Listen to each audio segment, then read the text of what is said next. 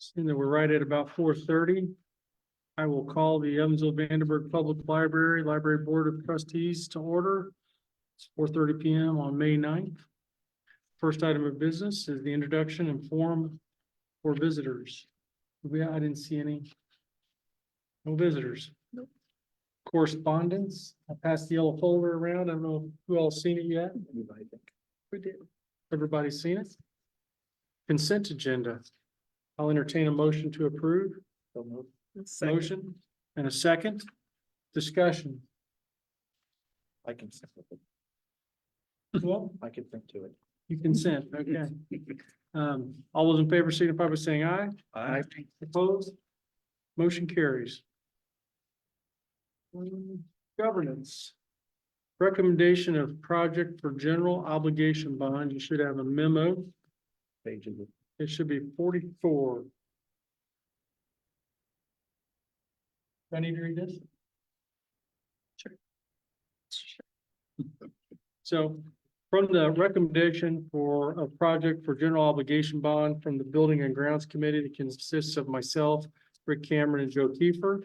Upon review of the next potential facilities projects, it is recommendation of the Building and Grounds Committee that the EVPL Board of Trustees authorize postings for financing a $6.1 million general obligation bond for the purchase of land and the construction of EVPL Stringtown as outlined in the EVPL Facilities Master Plan.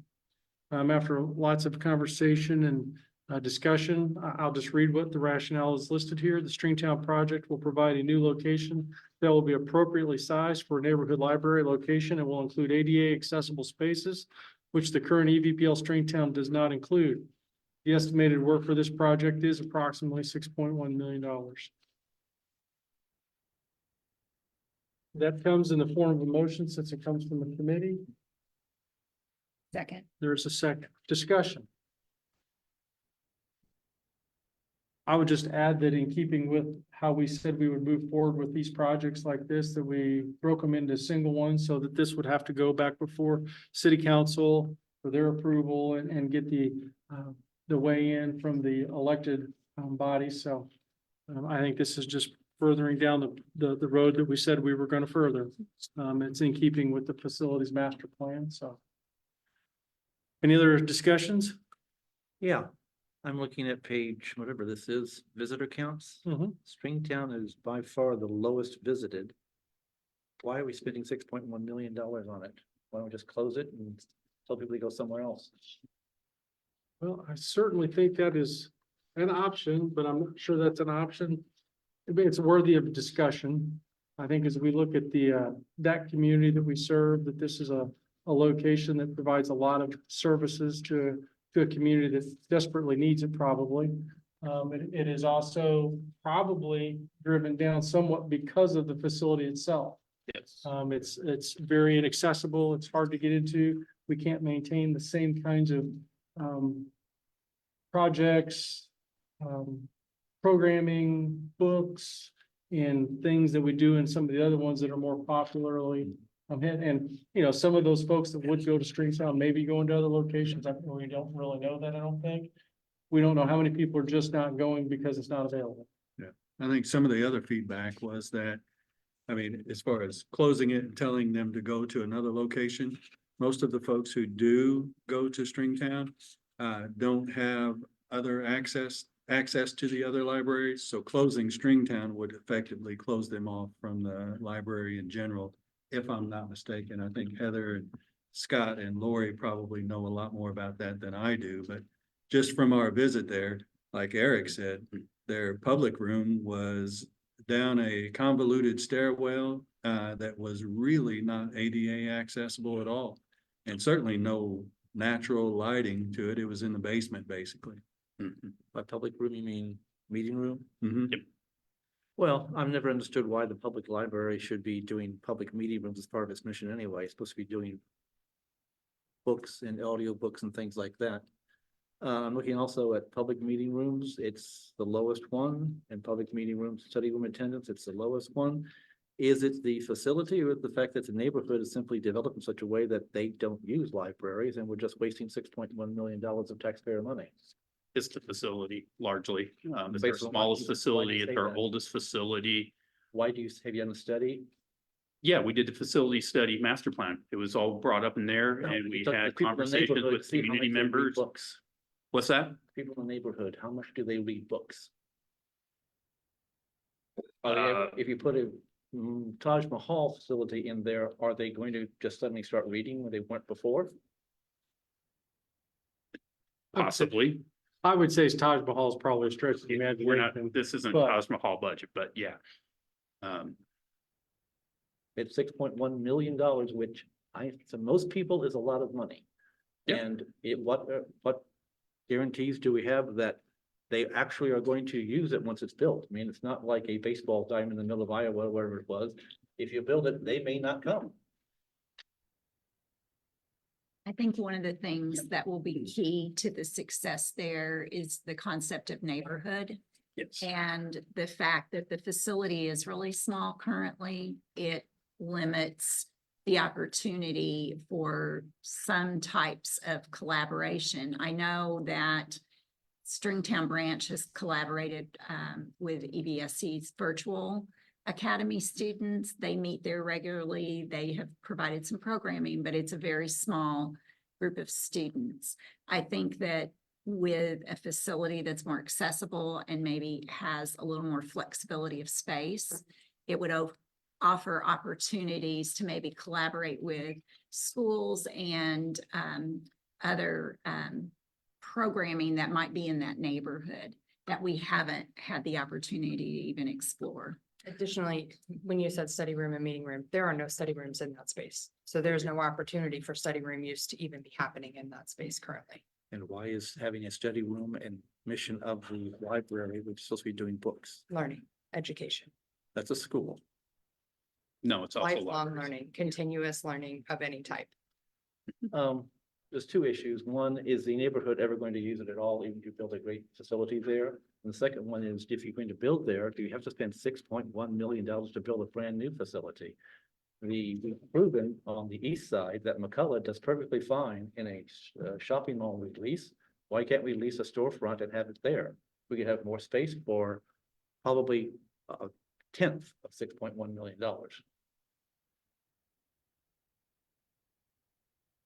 Lease storefront is different than a bond initiative. Obviously, that's an operational cost coming out of operational budget. We have $250,000 in interest alone so far this year. Yeah, we can pay for I that understand. interest. I'm just trying to explain it's a different operation for that. We don't control the facility ourselves. We'd be dependent on the owner of that facility. Not saying that it can't be done because it is a lease. I've done it before. I've had lease facilities in other states where I've been a director. So it can be cumbersome to do that, but most importantly, right now, when we've looked to either purchase within malls and stuff with the person we're working with on trying to acquire land in this area, we haven't been able to find anything that's there. The shopping malls all along Diamond Avenue. And a lot of them have vacant space. Did this the Not for the space that we committee need. look at the option of leasing for a much lower rate? We couldn't find square footage of space that is available. To some degree, we looked at Yes, various opportunities and other buildings that existed and leasing opportunities with some other facilities in the area. So we did not turn that stone over. Mhm. There was nothing that we were able to locate at this point in time that met the needs based on the master plan of what we were looking for. And I'd be the first to tell you that I was one of the people that were kept saying, is there some space there that we could find? Because I thought the McCullough operation was a huge success. Mhm. And it made use of existing space and we've made that look better for the period of time we were there. And if it's something we were going to be in for a long period of time, we would make it look much better and make it continue to serve the public. But at this present time, we couldn't find it that existed within that service area, a reasonable distance. What square footage were you looking for? I don't remember. the 10 to exact- 12,000 square feet. 5 to 10, I would think, but yeah, 10 to 12.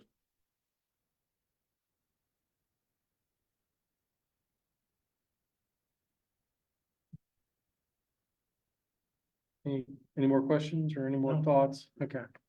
So, the next step would be if we approve this, it would start down the process and would require approval from city council and some other folks. So I think this just sends it down that way. But I think Bob's questions are extremely valid and important ones to at least assess and be prepared to answer, and have articulable responses for that will make sense with the councilman. Because I think they will feel largely the same way, at least want to know the same questions.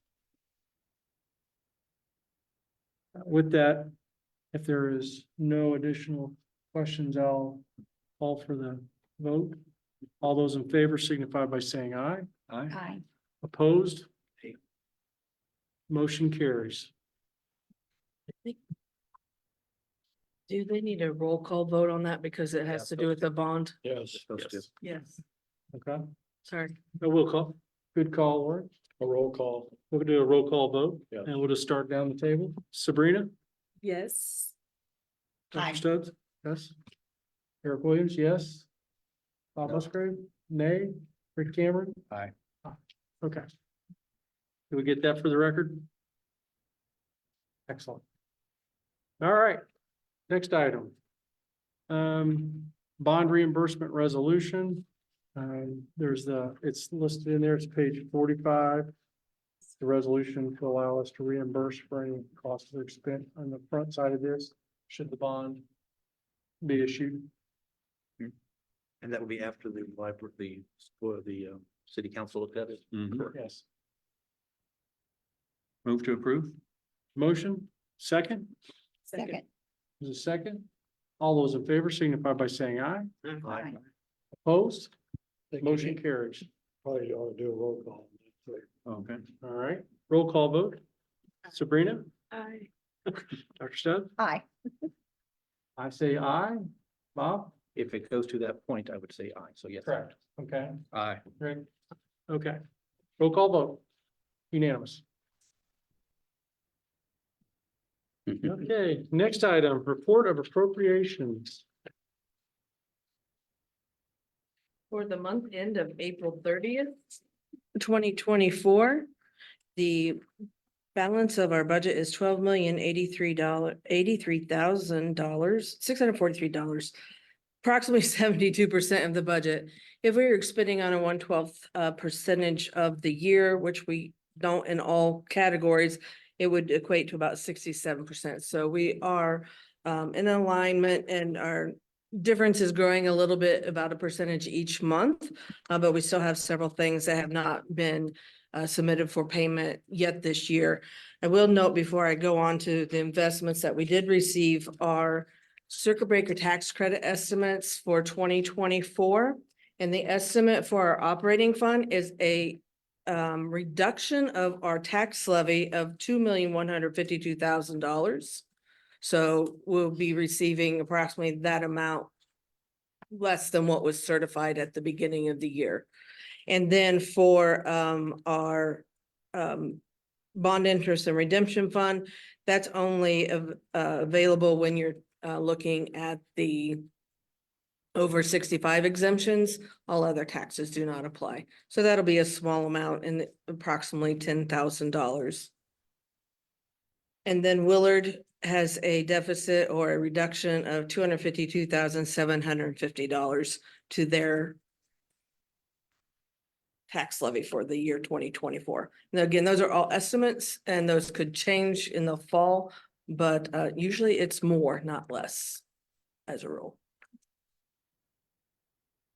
Questions?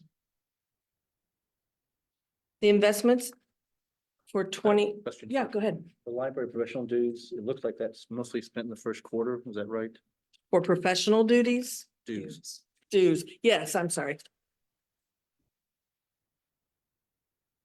Any other questions? Circuit breaker reduction estimates? Okay. Investment balances as of April 30th, 2024 for all four funds is $11,728,600. And that includes 2 withdrawals from our library operating fund to cover payroll and monthly expenses. out of our operating fund. The average daily yield for April was 5.3625, or down a little over 0.1% since March, and the average daily yield year to date is 5.3906, or down just less than 0.1% since March.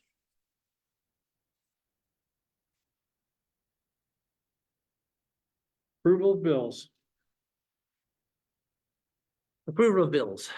For the period ending, well, April, we have total invoices non-payroll of $1,294,708.37. And for payroll, we have on the April 5 payroll, $339,948.54, and April 19 payroll, $509,566.86. I would move that those be approved by the board. Second motion and second. All those in favor signify by saying aye. Aye. Opposed? Motion carries. Other business. Solar renovation project change order. Scott, Lauren. This is the third change order to the McCullough Danco construction renovation contract. And you can see about a third to halfway down the page, it includes modifications to shelving, and this is all on the furniture, fixtures, and equipment contract. Sorry, this is not Danco, this is Business Environments. Yes. And that modification to shelving was just under $11,000, and then we had to add office furniture onto the contract because that was not included in the initial bid of $50,423. So in total, this change order to the FF&E package with Business Environments is $61,354.96. Entertain a motion to approve. So motion Second, second, discussion. It did seem to be a large percentage of the total contract. Is that going to happen again, do you think? No, this is it. Any other additional questions? Hearing none, all those in favor signify by saying aye. aye. Opposed? Motion carries. EVPL Foundation Liaison Report. That's me. The foundation board met on April 17th, 2024. Most all of our members were present, and good news, there was the election of Trinisha Brooks from EVSC to be appointed as a member of the EVPL Foundation Board. That motion carried. We had the investment report from Matt Volkman at Pettingill Financial Advisors. And he made some recommendations to continue to invest around their moderate risk allocation. And that was moved and carried. Of course, we had the approval of minutes, financial report, the year-to-date report of finances from Miss Lori Tomlin. Presented the year-end net change, and also changes in the Charles Schwab and Company for money that was transferred to cover the Browning genealogy project, which I think I mentioned last time I gave my update report. We had the statement of activities and statement of financial position. Mr. Scott Kinney gave the ex officio report, noting the progress on the facilities master plan and building renovations, particularly those at Color. We talked about outreach and fundraising. Scott, on behalf of Miss O'Grady, who I think was on vacation, that was in your report this week, presented the outreach and funding report, which detailed that I think Kate Quinn was here for the Speak event, and that fundraising opportunity netted $1,026 to the foundation. So that was a fantastic. Was that we started That with was Brad someone Meltzer. No, Brad was doing last year. those- Yeah. Oh, but yeah, yeah, Doing yes, those the initial receptions. things, Yes, receptions, yes, and then yeah. this one. Then we had Kate in March, and then just last week we had Ellen Hildebrand, which also sold out. All right, fantastic. So that's raising great money for the foundation that goes right back to the library. So there was no new business brought forward, and there were no announcements made. Any questions? All right. Staff spotlight, one of my favorite parts. Yep, we brought staff spotlight back again this month for you all. And tonight we have Kate Linderman, our new Director of Collection Development. And something else I can't remember. Change to? Director of She's- collections. She's gonna. Director of Collections, okay. She has a short one. Favorite part. It's a but not short staff's Yeah. favorite. Just Okay. director of collections, but it does, I supervise a bunch of people who work behind the scenes. My name is Kate Linderman. I am the director of collections. I took over in December, so not quite 6 months, but I've been with EVPL since 2005. I've worked in different capacities. I've been a branch manager. I started as a reader's advisor. I've done a lot of different things. And what I'm doing right now is I oversee what we call TSD, but what is known as technical services. We work behind the scenes. So we order the books, we catalog and process materials. We manage the electronic resources and databases, things like that. And put them in the hands of the staff at the locations so that they can get out to the public. I've lived in Evansville for 25 years. This is my, like I said, I'm getting into my 20th year at EVPL. I have 2 daughters. One daughter just graduated from IU. Another one's graduating from Harrison in 2 weeks. So both kids went to Harrison. And if you have any questions about collection development, I started out as a nonfiction collector in the TSD department. So I have done collection development in adult nonfiction. I supervise the 6 MLS librarians in our department, and we have 3 paraprofessionals. So we did just hire an assistant collections manager who will be overseeing or assisting with our catalog management and working with our IT department on ILS administration. So we're very happy to have that person in that role at this time. And we are fully staffed for the first time since November, I think. We've just had lots and lots going on since the cutover last year. We've been cataloging lots of items and just getting lots of things out to people. And I will open it up to questions if any of you have any questions. No, okay. I will ask one question. At the risk of not knowing what I'm doing here, but so like Hoopla.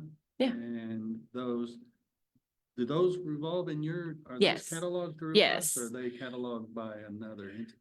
Hoopla, we get e-resources from different vendors, and that our department also acts as the liaison with the vendors. So Hoopla comes through the Midwest Tape vendor, and Overdrive is the vendor that oversees Libby. So those are the 2 main resources that we have for e-resources like ebooks and audiobooks. Hoopla, right now, the way we work with Hoopla, but we're working to change this. We give them a platform fee. We get their catalog. So what they put in their catalog, and then they send us the cataloging records to upload into our system. Overdrive is a system where we actually, or Libby, as it's known on the public side, is a situation where the selectors go in and we physically order what we want from that vendor. Hoopla does have a different product that I am actually working with our vendor rep to explore, which allows us to kind of pick and choose what we want from Hoopla. I'm hoping that'll help us fill some of the holes that we have between Libby and Hoopla. A lot of times we will have really large waiting lists in our Libby catalog, and we'll actually have that item in Hoopla, but the problem is letting people know that we have that. So, yeah. And the other thing, I mean, if like Hoopla doesn't limit, so Laura Correct. can check out and I can check out the same resource, whereas Libby does seem to. Correct. Yeah. Libby has different lending models. The most common lending models are the 1 copy, 1 user model or a metered access model, which is, and it's every time I tell people how much these electronic resources cost, they're just blown away. for what, today I looked at a James Patterson book, which is a new one that's coming out. An ebook was $75 for what's called metered access. So that's, I think it's a 24-month, basically a lease. We get it, we pay that fee, we get it for that period of time. At the end of the period of time, we can go back in and renew that if people still want to read it. If we don't, it lapses and it's weeded out of our collection. And that's one, That's for one. Now, you'll have holds on. correct, yeah. And so we do our best to purchase additional materials to kind of to lower our holds ratio, which is the number of, holds, the number of items that we have and the number of holds that we have, we divide those into each other and we come up with a ratio. The materials are getting more expensive. And so what I'm going to do with, or hoping to do with Midwest Tape is work with Hoopla to kind of help plug those holes and help folks get the materials more quickly. So then that leads to the question I wanted to ask. Yeah. What branch gets credit for when I check out materials in Libby or check out materials on Hoopla? What branch gets credit for my? It's actually just EVPL. So there's no specific branch I could, with, correct. Like I come to Central because I work right next door. But if I went to Red Bank or Oakland or Stringtown and I'm checking out materials there on Hoopla or Libby, and don't we have a third? Canopy, yeah. Then that doesn't get credited to what I would consider my home library. No, it just gets credited to the system. So each of the platforms, and that has largely to do with their own reporting structure. It's not possible for them to break it down. I actually checked with Overdrive on that. They don't have it available at this point. I suppose, if there's enough demand for it, eventually they would possibly, institute something like that. I know that, it also figures into the state report. The state also counts it that way. I mean, I think every library has to count it that way because that's what the vendors do. We're kind of a slave to the vendors at this point especially with e-resources. So until they come up with a way for us to do that, we still have to just lump it in as one. Thanks. Sure. Thank you very much. Have a good evening. Thank you.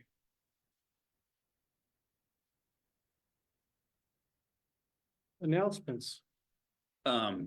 Just briefly, again, please look at your packet for the upcoming speak programs coming up, as well as all of the other programmings for May. And if you haven't had a chance to take a look at the Exploring 2023 statistical abbreviated annual report that Mark did an amazing job putting together. Looks really, really good and highlights what our year was last year. So please take a look at those. And everything that's been going on around here has been all of the work of everyone trying to get our libraries going for our new builds. Central bid is out. North Park, we've had pre-construction meeting, getting ready to kick that one off here soon with our contractor, and we are putting the finishing touches on Vacola as we speak. And there has been a bunch of people over there just working their tails off, getting that library ready. And people are gonna love it. It looks really, really good. One question, Mhm. when's our kickoff for summer reading program? Thank you. I just want to commend the events at EVPL. Is beautiful. It's nicely done. Any additional announcements? Information to share, good of the order? All I right, need you and Sabrina to sign some documents. okay. Otherwise, I will call for the adjournment. All those in favor? Right. Motion carries.